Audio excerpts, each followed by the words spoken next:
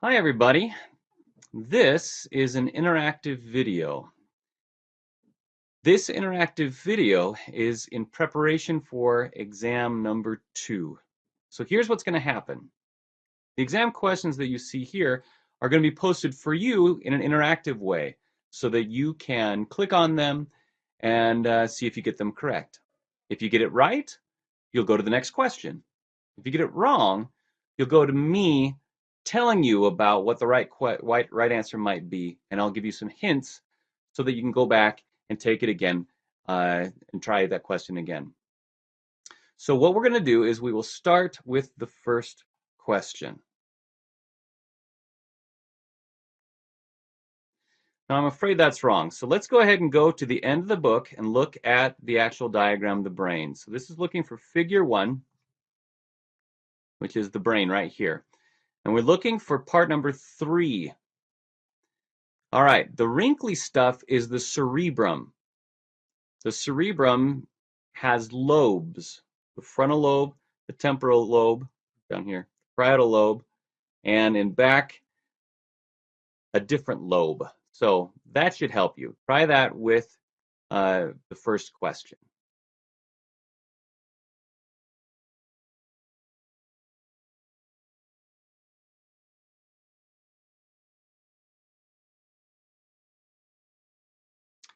Okay, no, I'm afraid that one is wrong.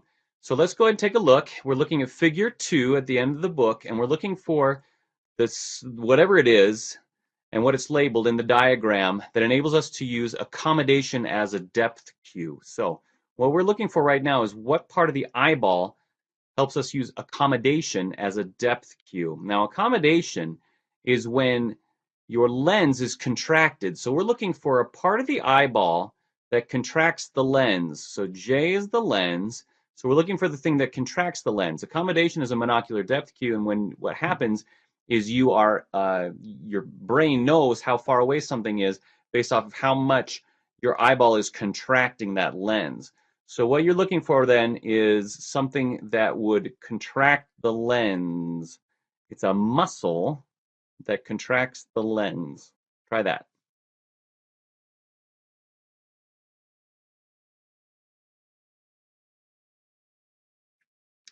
All right, question 3.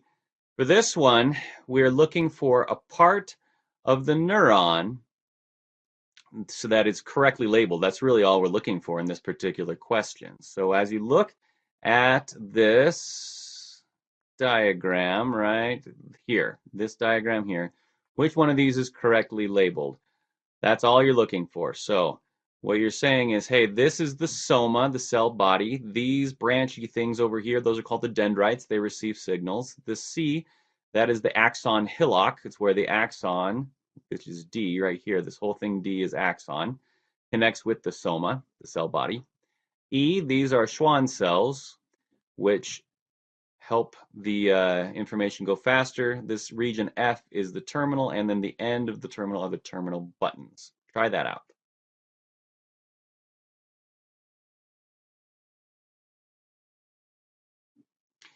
All right, this question is asking about GABA. Now, you needed to know what kind of a neurotransmitter is GABA. GABA is an inhibitory neurotransmitter. So you need to know what that means. I just basically gave it to you. Okay, GABA is an inhibitory neurotransmitter. And so which one of those is essentially the same thing as an inhibitory neurotransmitter? All right, number 6. Microsaccades, I mean small jumps. Okay, these are microsaccades are the small jumps in your eyeball, right? So your eyeballs, pretend like there's an eyeball in there. Your eyeball's twitching around so we can get context of things. So we're looking for small jumps that are caused by something. So essentially, what would cause those? It's a good guess that muscle causes movement, right? But I'll give you a hint. The ciliary muscle is inside of the eyeball, and you're looking for the thing that twitches your eyeball, which the muscles are outside of the eyeball. Okay, now in this one, number 7, if Helen is feeling embarrassed then first of all, you need to figure out, is that a basic emotion or is that a social or a moral emotion? Now, in this particular case, it's not a basic emotion. And there are several things that we had to develop in order to have those social or moral emotions. And in order to do that, you have, well, if you remember, when we went through this in class, there are a few things that you needed to develop in order to have a moral emotion. So what are these things would you have had to have developed? That's what we're asking for. Question number 8. So Ekman is the one who is looking for evidence that some emotions through facial expressions are universal, right? That everybody experiences them. You're born with them, they're instinctual, they happen automatically. So remember, we talked about a study in class where we talked about that. So what he did was he had to figure out how to make sure that these were not culturally explainable, right? It wasn't culture that was doing something else. And so if he was able to show that they are basic, that everybody experiences them, then they should be the same in all cultures. Try that out. All right, damage to the corpus callosum. The corpus callosum is the thing that connects the two hemispheres of your cerebrum.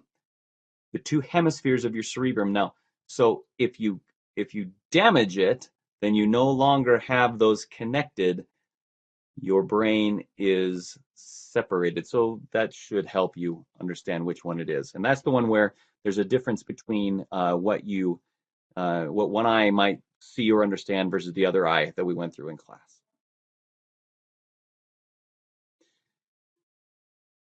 Okay, number 10. Inside of your ear, you have different parts. A lot of those parts are involved with hearing, but there's one specific part that is more involved with balance. So when this is your pinna, right? When sound waves get in through your pinna, they vibrate the tympanic membrane, which is your eardrum, which is connected to your incus, malleus, and stapes, those tiny bones, which then help increase mechanically the sound that is the waves that is connected with your cochlea.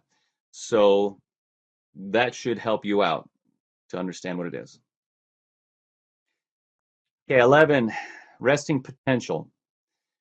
If you remember, we talked a lot about charges that are going on. Okay, compared to the outside, there are more positively charged ions outside than there are inside of a cell, which means that if there are more positively charged ions outside compared to inside, then the outside is more positive. Outside of the cell is more positive than inside of the cell, which then, if it's not positive, it must be. That should help you out. Okay, Schwann cells are those little things that are connected. They're like little, sausagey things that surround parts of an axon, and they have little gaps in between. And what happens is when the signal is being sent down, what happens is essentially the wave, like we did in class, can skip those different Schwann cells, and if they can skip it, then that would make it go faster or slower. That should help you out.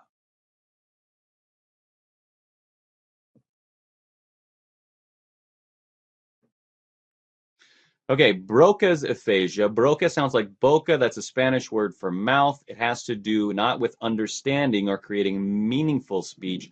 It's just creating the correct words.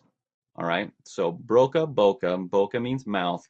Creating words out of your mouth.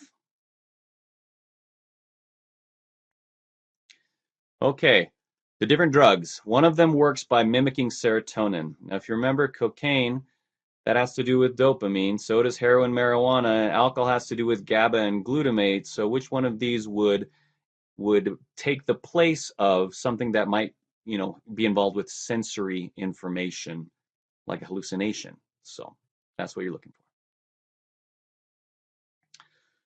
Okay, the somatic nervous system. Soma means body. So we're talking about what's going to happen with the nervous system that controls your body, specifically parts of the body that you know how to control, things that you can control yourself.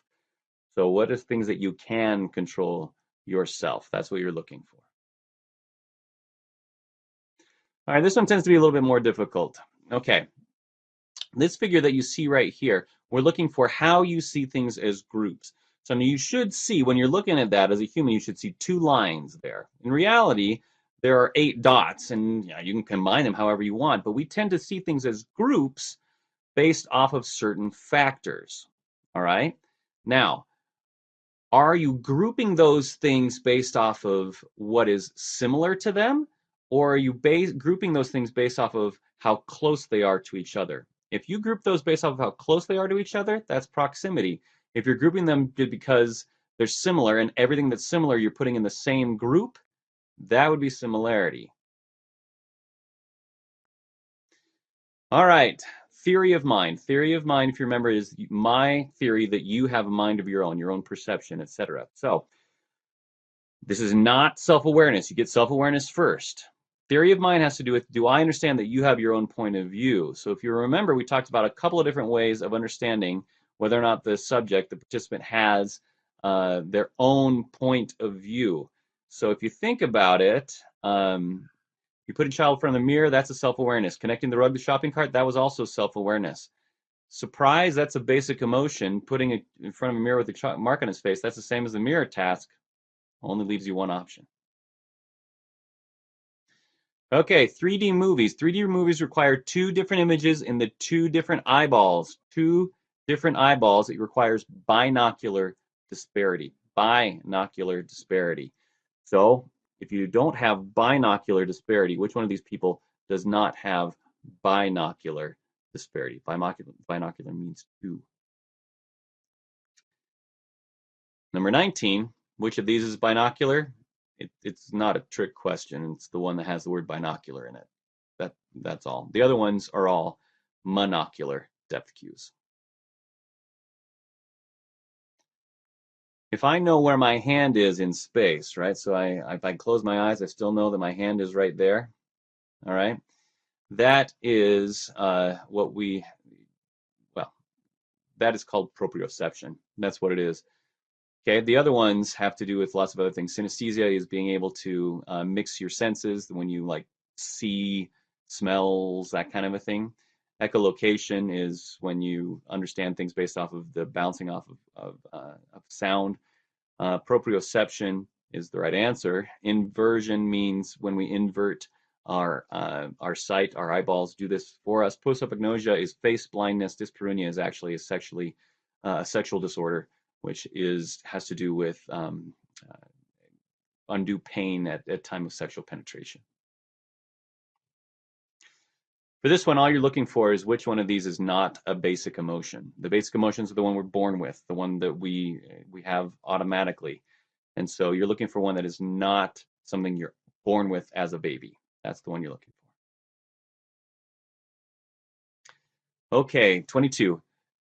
Pushing the shopping cart was not theory of mind or moral emotions. It has to do with self-awareness. So it has to do with being aware that yourself, my own body, influences the world, and it is its own unique thing that is separate from the rest of the world. And so that is a demonstration. In this case, the shopping cart. My body is distinctly different from the shopping cart and from the rug, and I know that my own body is the thing that's causing this particular outcome. Pluralistic ignorance. I love pluralistic ignorance. So pluralistic ignorance happens about lots of different things. So if you remember in the chapter, we talked about pluralistic ignorance with drinking, hookups, drug use, and then I mentioned academic dishonesty as well. So pluralistic ignorance happens with all of those.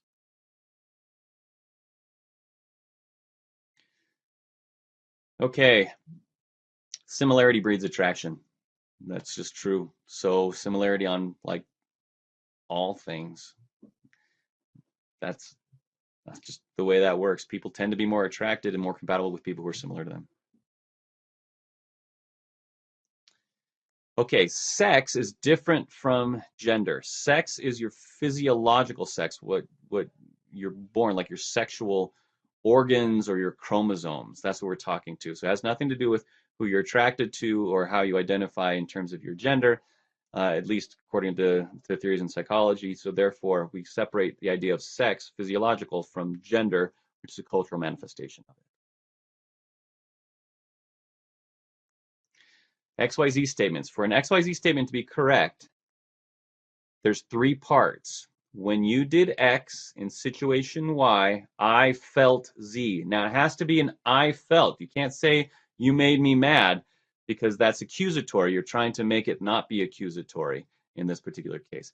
And so when you did X in situation Y, I felt Z. That's a correct XYZ statement.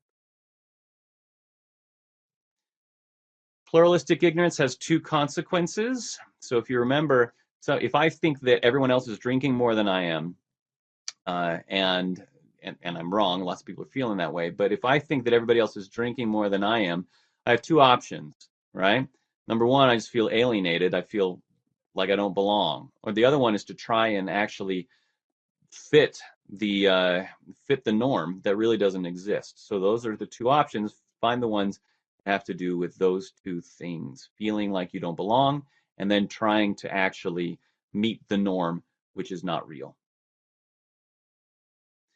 Okay, marijuana. Marijuana is a cannabinoid, and cannabinoids work by stopping GABA. Your body is naturally releasing GABA, and as it releases GABA, GABA is inhibitory, and if it's inhibitory, that means it's going to stop the next cell from sending out its neurotransmitter. Well, that next cell has dopamine in it. So GABA, right now in your brain, I'm assuming you're not high, your GABA is saying, don't send out the dopamine, don't send out the dopamine, don't send out the dopamine. If I stop that, then you're going to send out the dopamine. So marijuana stops the GABA, which sends out dopamine to the next cell.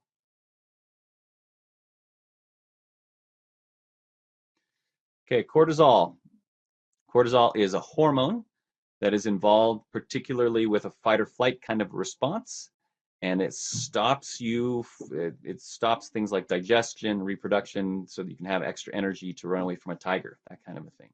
So if you're running from a tiger, you are feeling a lot of, that should help. Question 30, if heroin blocked glutamate instead of GABA. So heroin, like marijuana and other cannabinoids, heroin actually stops GABA because the GABA is naturally saying, don't release whatever you're releasing. So if GABA is GABA is naturally telling the next cell, don't release your dopamine, don't release your dopamine, don't release your dopamine. If we stop that, then the next cell is going to release dopamine, and dopamine is involved with pleasure sensation.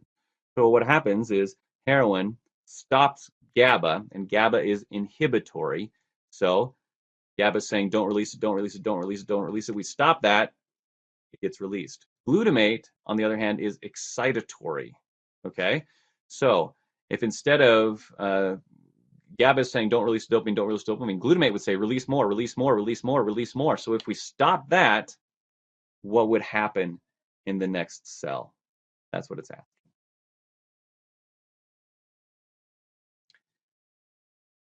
Intrasexual competition. Intra means within. Intrasexual means within a sex. So within male or within female. So what you're looking for is there competition within males or within females in which one of these? So it's not trying to attract the mate. It's trying to just, beat down a member of the same sex so that they can't mate. Intrasexual.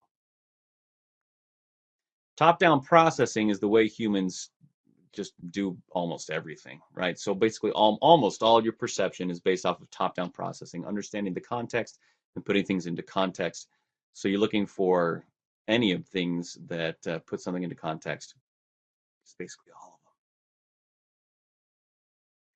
of them. Okay, now remember, for 33, perception is what happens in your brain. Sensation happens in your eyeballs, in your fingers, in your sensory organs, wherever it happens to be. So which of these is an example of something going on just in your brain and without any input from your eyes or your nose or your ears or your mouth or your fingers or wherever else? So if we are experiencing something without experiencing in our sensory organs, that's what you're looking for. So when somebody has a hallucination, they're experiencing it in their brain and not in their sensory organs.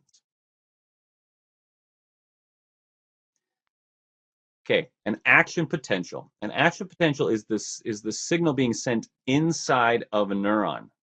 So it's when the signal is being sent down the axon inside of a neuron. This is when we did the wave in class. That's what's going on.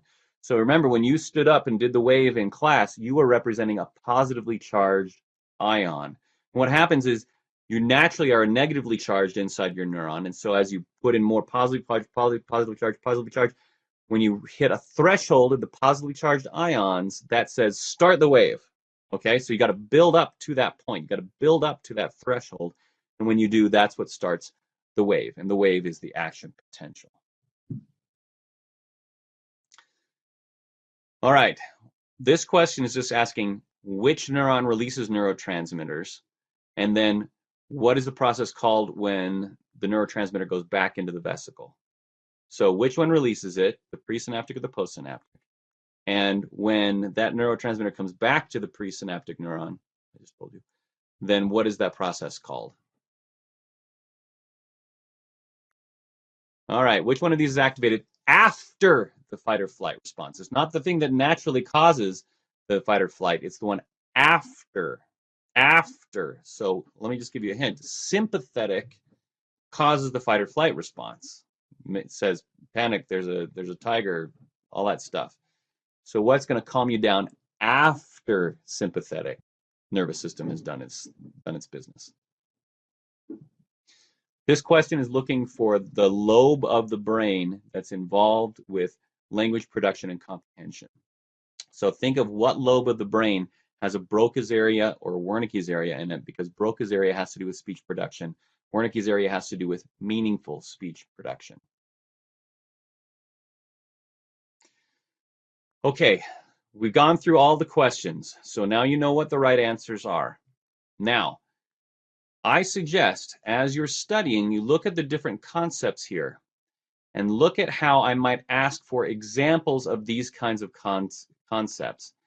Be aware that there are lots of different things that I could ask on this, but these are generally how I'm going to ask the questions, probably with a little bit more intensity on examples and what might happen if we replaced one thing with another, how two things are similar to each other.